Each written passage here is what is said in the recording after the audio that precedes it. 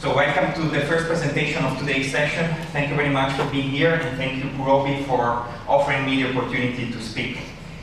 So my name is Andrea Baggio, and I've been in swissQuant for 7.5 years. I'm the head of the optimization service. Before, I was in ETH. I've done my PhD there and also a short postdoc in the field of optimization. So I've been doing this for quite some time already.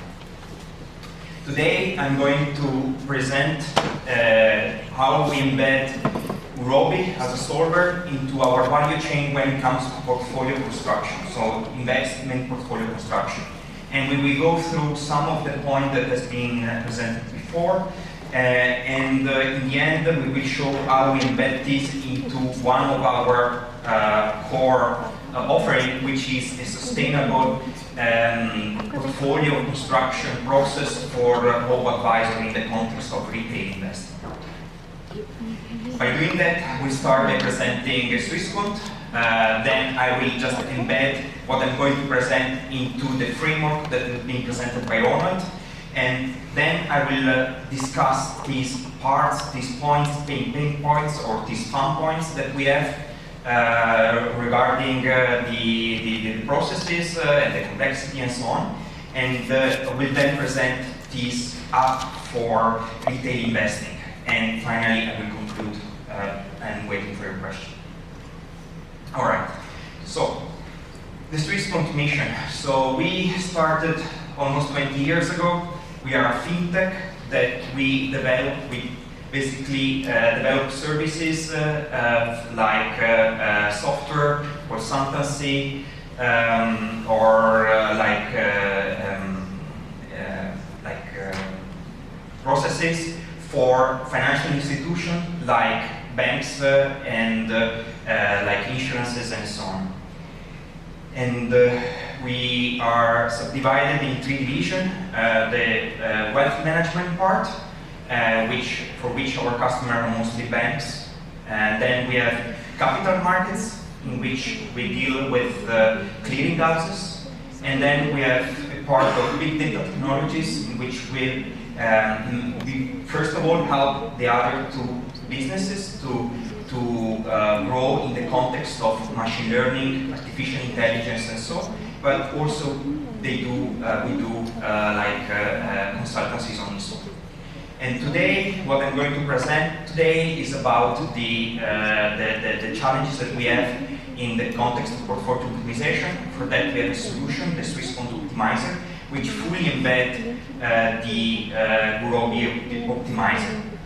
And this is mostly part of the first pillar, which is within the wealth management technologies. All right, in the context of what we've seen before with Roland, I'm going to today speak about 3 of these topics. The first one is process. Then I will go through complexity, and I will also talk about performance and how we handle that at swissQuant. So the way we handle the process is actually, it requires a bit of abstraction. So when we deal with Gurobi solver, we actually create a meta layer on top of that, something that speaks our language, so that we can use it directly within our model. But before we go into details and show to you how it works or what is this about, I tell you why we had to come up with something like this. So first, it's about modularity.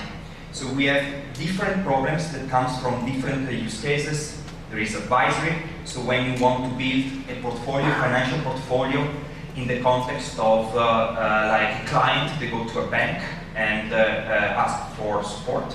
Or discretionary, when the client completely delegates this role to the bank.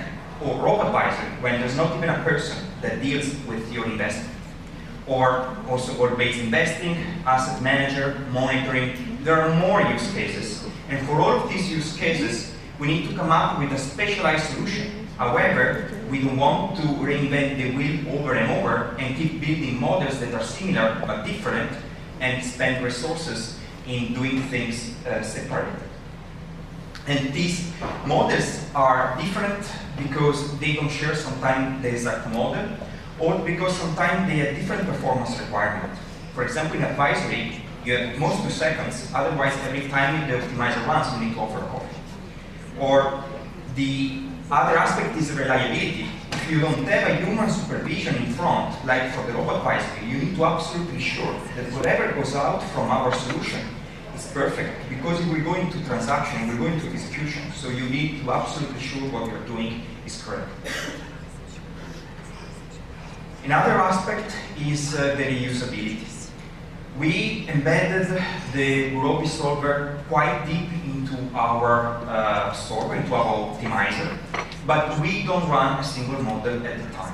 Actually, we use Gurobi almost as an engine in itself. So we start from a model, and we evolve the model by keep running it, by keep modifying it, and sometimes we run hundreds of times Gurobi before we can return a solution that is actually the one we will give back to the user. And that is important because this helps us to improve performance. This helps us to improve explainability, because some of these routines will actually try to understand why it goes in one direction instead of another direction. Reproducibility, because sometimes if you don't have enough time, you want to make sure that you go in some sort of reproducible direction, so that you can always go back there, even in different environments. And also the solution cleaning. Most of the time what we get back, it's good, but not perfect. So we need another model and something on top of that that cleans it up. And on top of that, we also reuse the same model because we may have algorithms bits on top of that, like based on cutting plane generation, or we embed some heuristic, or we use the same model as an heuristic to a similar model. And finally, another important aspect is the maintainability. So swissQuant, we actually reach quite a large library when it comes to this swissQuant optimizer, several hundred lines of code. I know this is not a measure, but it requires that we well organize and structure our code. And at the same time, we need this to be modular and extensible, so that anytime we have something new, we can just plug it in. And all of the code should just stay stable and robust for the future. And another important aspect is we want to separate concerns. So to make sure that anytime there is an issue, we know where to go, and we don't shuffle things around. So all of this, how do we actually come up with something that allows all of this at the same time as a core, so that we can develop a solution that is complex but maintainable and scalable? So we specialize the modeling language. This is the idea we come up with. So on the left-hand side, you see what is the Gurobi model. So you add a variable, you add a constraint, you remove a constraint, you set an objective, you optimize. The other side is actually what we come up with. We build a language on top of that, which is specialized to our specific use case. You can create the swissQuant model, what we call engine, technically inside. We can add a variable that represents a position into the portfolio framework, in portfolio optimization framework. You can add constraint, and in this case, we use polymorphism to actually embed different kinds of constraints, which can be a simple bandwidth, so your Google stock between 0 and 5%, simple, or more complex one, like minimum position. So your Google stock should be either below -2% or 0, or at least 2%. And if you start for something in between, maybe you should also consider that one, like 1%. So it gets very, very complex very easily within some of these constraints. Or you can also have like trade count, no more than 3 trades should be given back. Or risk. You can imagine this list is actually 20 to 30 pieces long. At the same time, you also want to have the objectives, which may be different. Now I don't want to enumerate them. You understood where I'm going. And those actually can share the same content as the constraint. you don't want to write twice that you embed a volatility or a variance object for your objective target function that you may want to minimize, but at the same time put up constraints on top of that. And all of these should have the same modularity that is allowed at the moment with the Gurobi solver. So you can add, you can remove, you can keep basically using these as something that is extremely interactive.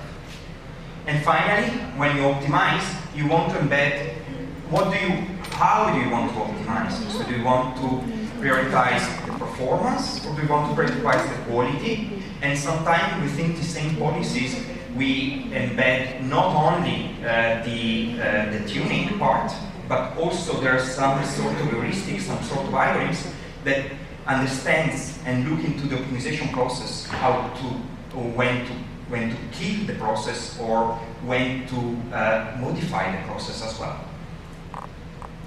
So this is about the process part. Then we also have the other two streams that I mentioned, the complexity and the performance. So for the complexity, we face an issue that is in the industry that makes optimization very difficult, because unfortunately the reputation when you run portfolio optimization or when you present this solution to our clients is not the best, the best one, because in the past most of the optimizer was not returning what the person was expecting, high turnover or solution that could not really cope with their expectation, or anything that had to do with the fact that the math was put in front of what is the application part. And by just reading the book of portfolio optimization and optimizing this Markowitz model that is 70-year-old, well, you don't get something that can go into practice.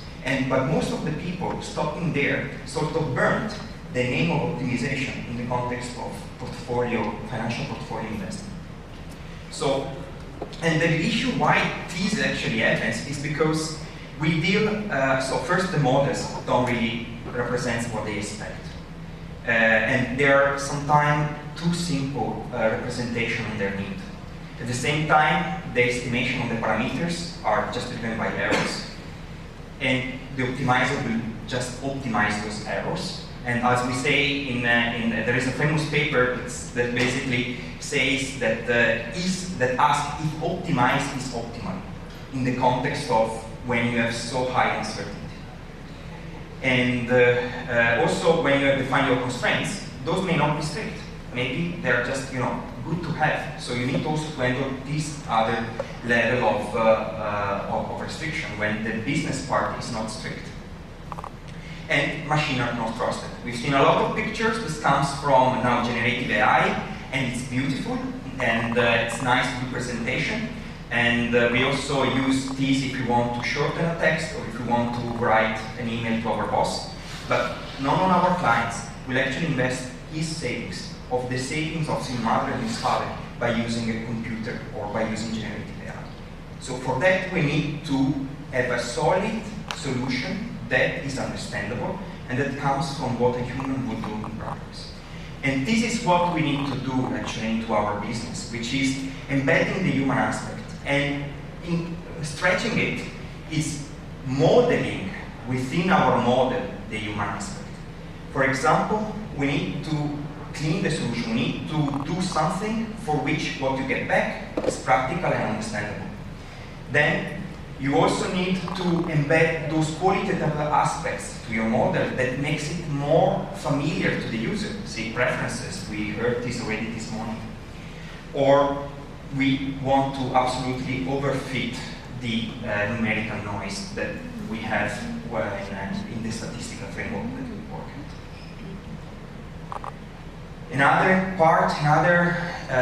issue we deal with the complexity is the turnover. So when we run an portfolio optimization, we start from an existing portfolio or from cash, also okay.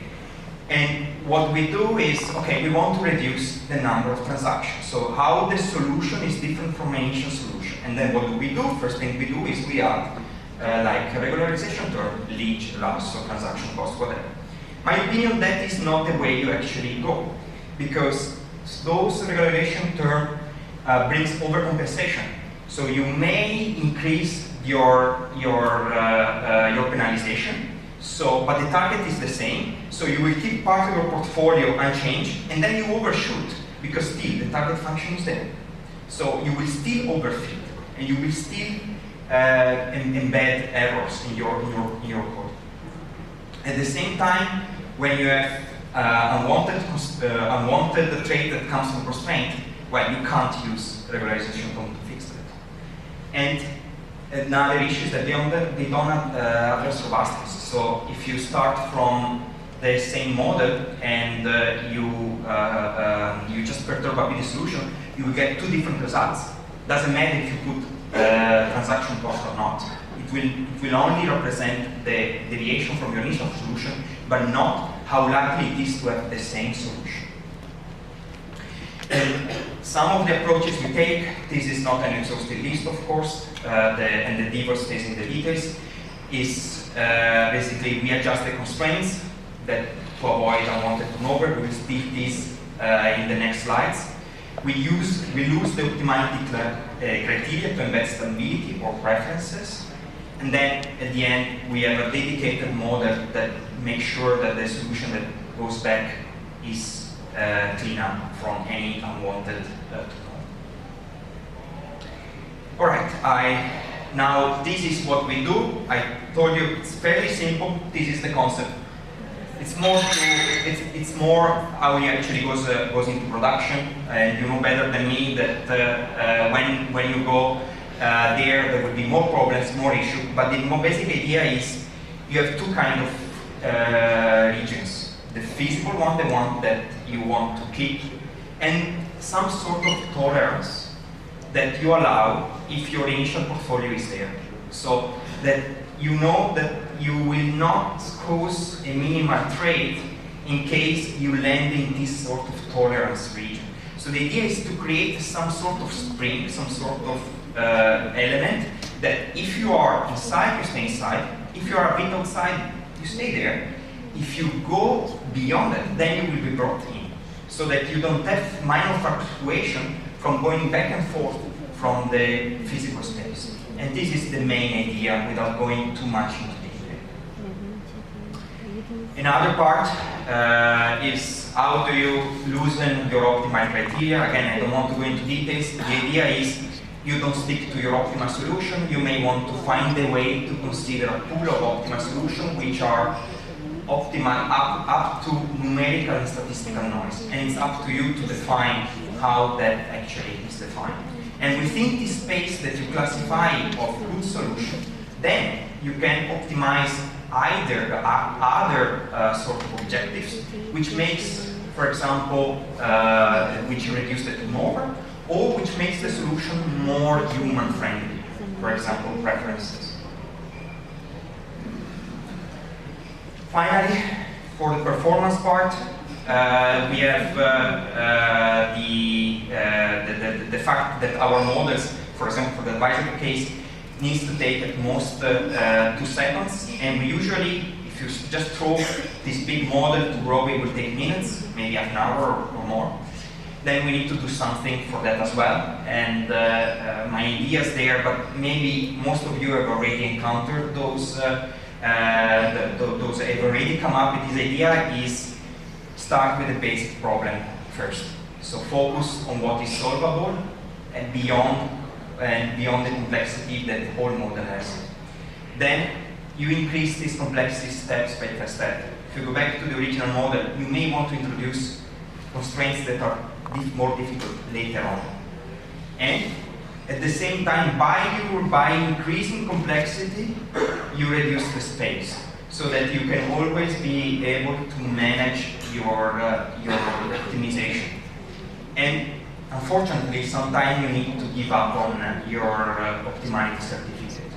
And don't worry, no clients, at least from us, ever ask anything about the primary dual certificate or factor certificate. Those kind of things never come up. All right, so I spent already quite a lot of time for this introduction. I think this was a bit the meat of the presentation, and now I want to conclude with what we have done for an extremely complex use case, which in my opinion is quite an advancement in the industry, because our optimizer can handle without supervision portfolio optimization, which is known to be a very complex problem, not from the modeling perspective, but from the stability perspective, from the reliability perspective, because usually the solution that you get back are usable up to some extent or not usable at all.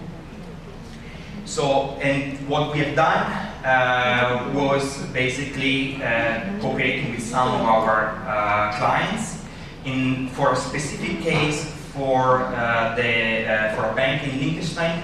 We even embedded these with sustainability goals. So there's also here the human aspect, and the human aspect comes twice. First of all, because we democratize the investment, the wealth advisory, the private banking complexity to retail investment. That means before this service of having a single stock, single security investment was only available to private banking, that means under 50 to 100,000 euro up. And now this is available to 500 euro up. So you can put there your money, everyone can do that, and you get behind a full-fledged solution that will mimic what private banking will do in the large scale, in the scale of a private banking. So we make these available to retailers, which is in my opinion fantastic. And the other part is that we also make it much more simple to embed complex, let's say, other targets that is not just the performance of your portfolio, but also the sustainability goals. So with this client, for example, we started from the 17 UN goals that we've seen this morning, and we summarized them into 7. And each client can actually pick any subset of these goals, and the optimizer will first of all look into the risk profile and trying to get the optimal allocation and maintain it from the performance, from the risk perspective. But on top of that, we will also embed those sustainability goals that are important nowadays for a sustainable future. All right, so concluding, so what we're seeing is what we came up to handle multiple use cases without complexity, or by delegating the complexity to a meta language, which represents our own way of doing portfolio optimization. I explained to you, at least from my experience, that optimality, or optimized, let's say not optimality, optimized is less important than the human acceptance, and you need to embed in your model the human part. The other part that we've seen is that for the performance, at least in our case, it's good to break down the model and introduce the complexity step by step. Construction of portfolios for retail investment. And with this, I would like to conclude. Thank you.